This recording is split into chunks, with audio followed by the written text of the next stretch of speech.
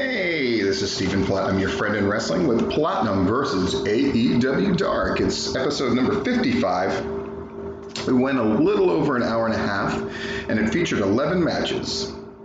This is now kind of the norm for AEW Dark. It's a real show, y'all.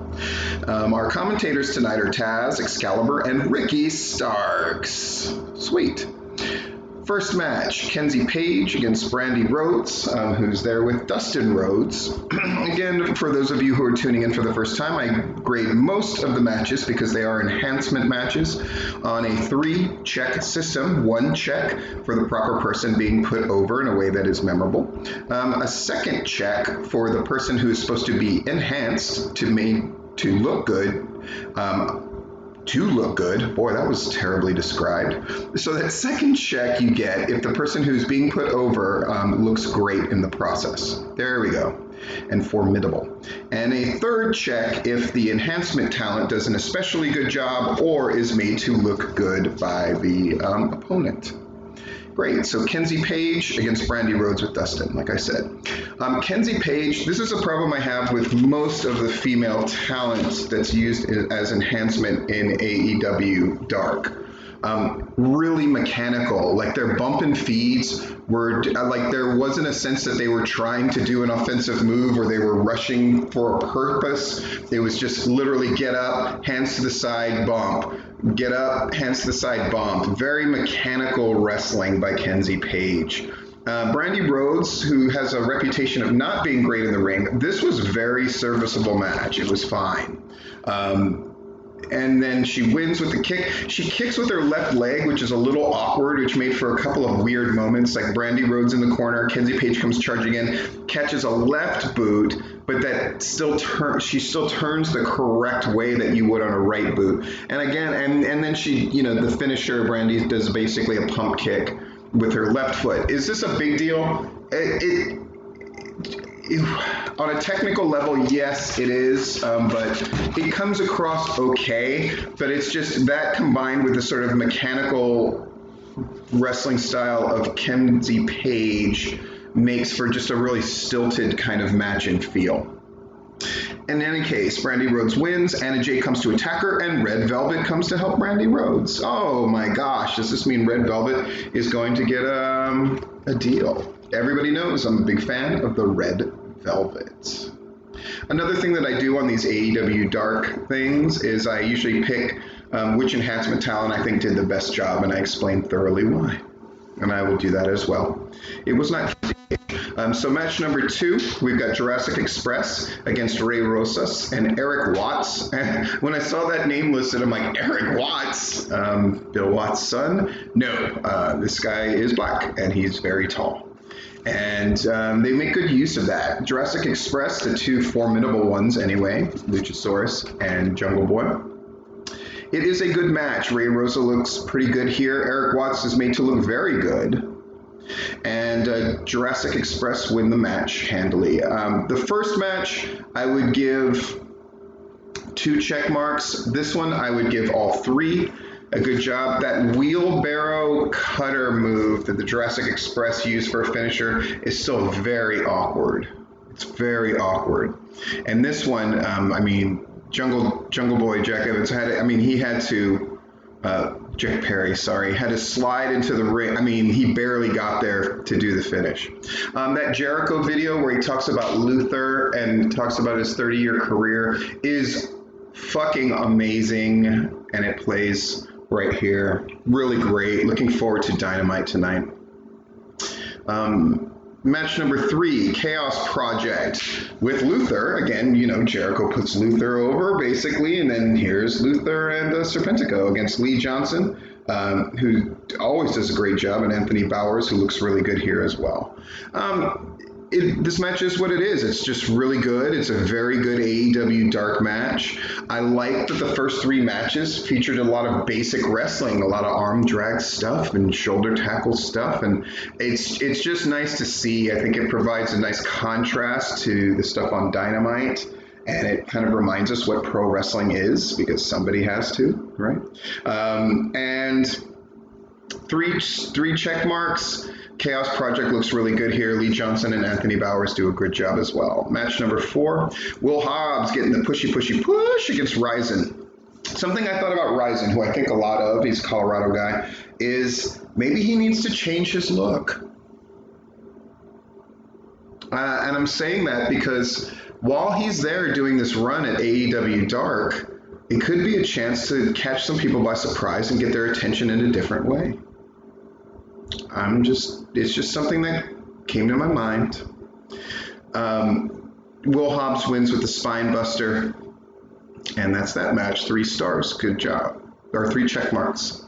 Eddie Kingston promo about how setting up this main event where Joey Janela and Sonny Kiss make a joke out of everything and the Lucha Brothers are going to teach him a lesson. Great promo. Eddie Kingston. Really, really good. Match number 5, QT Marshall versus John Silver, a.k.a. Dark Order number 4. Marshall's out there with Dustin, which factors in because when people interfere from the Dark Order, Dustin fights one of them off, Evil Uno, and then QT Marshall gets to look great, running wild with cutters galore all over the place, but that sets up John Silver being able to pick him up, give him his like torture rack, spinny, slammy move, and pins him. John Silver wins, which is a bit of a surprise.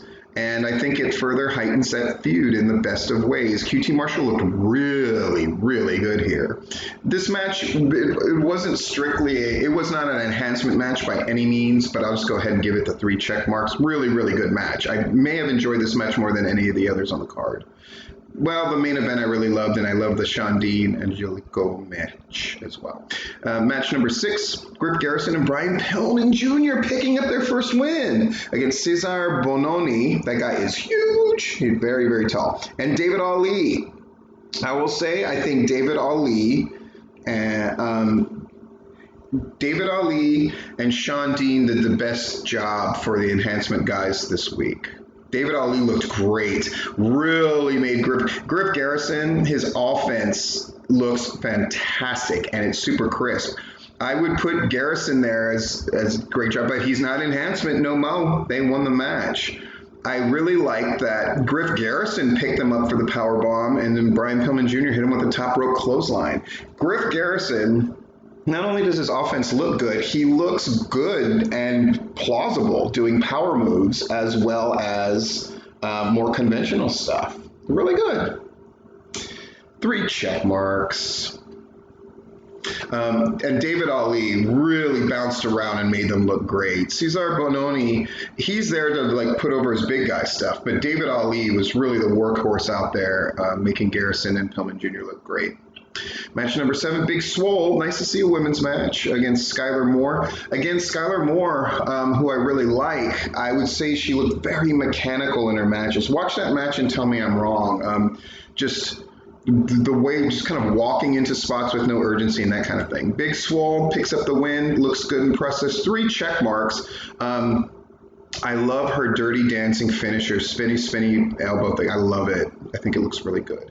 I'm coming around on Big Swole. I thought for a while, it's like, gosh, she won that big match against Britt Baker and then nothing is happening. But they made a point to say she's the number 2 women's contender and blah, blah, blah, blah. Okay, good. Stuff's going to happen.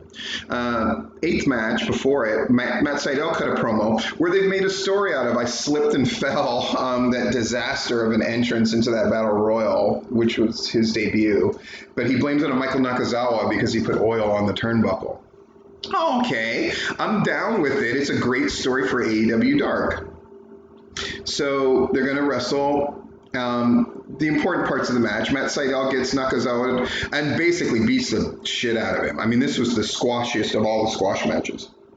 Goes to the corner buckle and then notices it's covered in oil. And so he gets mad at Nakazawa. First he wipes everything off, but Nakazawa catches him. And they start going at it. And then Matt Sydal puts him in a really great looking finisher, Cobra Clutch crossface is the best way I can describe it, and gets the tap out win. 3 check marks. Matt Sydal getting to erase a little bit of the demons that haunted him for that slip on the debut. Match number 9, Eddie Kingston against Mbadu. Great match. It's 3 check marks, of course. Eddie Kingston looked the part. Boy, he is... Mbadu, I must note, did a great job, but Eddie Kingston really knew what he was supposed to do here. And hitting that spinning back fist thing, not taking the pin he could have easily gotten, which is great because it puts over that is his like impact pinning finisher, but then locks in a really wicked looking Kimura. Just by it looking authentic, it makes it instantly wicked in a finisher, and he gets the tap out and cuts a promo against Moxley. How, of course, Eddie Kingston's promos are just so great. This was my favorite overall segment, match and promo. Really fucking good shit. Then we had a Joey and Sonny promo about how serious they were taking this Lucha Brothers match. That's great. And then we go into match number 10, Angelico against Sean Dean. A very different look here, show that Sean Dean can keep up with very different styles because there's a lot of submission stuff, and then he's doing more smash mouth American style. Really cool to see a contrast in styles in the course of a match. Eventually Sean Dean gets caught in this wicked looking cool leg lock and taps out. But Sean Dean, I think, was performer of the night. 3 check marks easily. And then our main event, Lucha Brothers, with Eddie Kingston there against Joey Janela and Sonny Kiss. A very good match that ends with the package pile driver with the double stomp combo. My favorite call out was, at one point they sort of exposed Joey Janela and then the other Lucha Brother dives off the top rope. I think it's supposed to look like he was hitting him low, but he basically did a suicide drop kick, and Taz goes like, "You put 2 feet on the ass," and I just could not stop laughing about that. Hysterical. But the Lucha Brothers win over Joey Janela and Sonny Kiss, setting them up for bigger and better things. And we get Dynamite. They promote Jericho's 30th. Again, if you haven't checked out that video that Jericho did about Luther and his own career, it's fucking phenomenal. So it's about Jericho's 30th anniversary of being a wrestler. And then, of course, a dog collar match for the TNT title, Cody Rhodes against Brody Lee. And this has been Platinum versus AEW Dark.